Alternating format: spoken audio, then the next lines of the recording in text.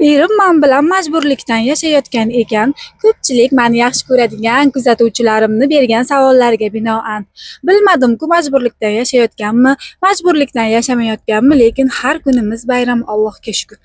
Bu kun ham yana dam olish kunimiz, sayohatga chiqmadik chunki va'dalashganimiz bor. Turmush o'rtog'im institutda birga o'qigan, 30 yildan beri birga qadrdon do'stlari, biz oilaviy do'stlarimiz bilan uchrashadigan kunimiz. Shuning uchun ham sayohatga yo'l olmadik. Ham mahallamizda bugun Atirgul festivali bo'lib o'tiribdi. Bir hafta davomida juda ham katta bo'ladi.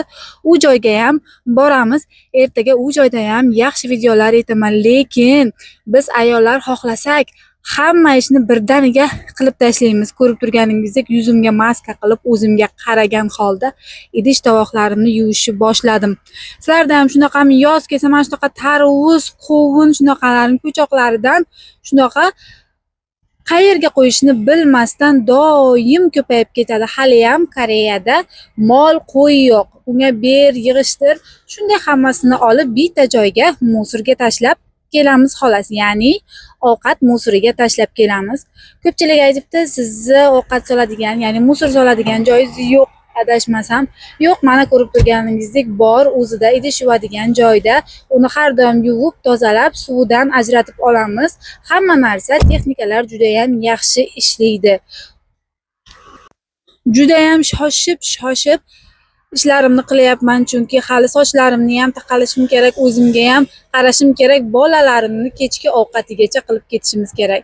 Ikkinchi, Koreyada ovqatlangandan keyin yaqin insonlar bilan bir marta ovqatlanib turib ketilmaydi. 2, 3, 4 martagacha har xil joylarga borib ovqatlanishadi.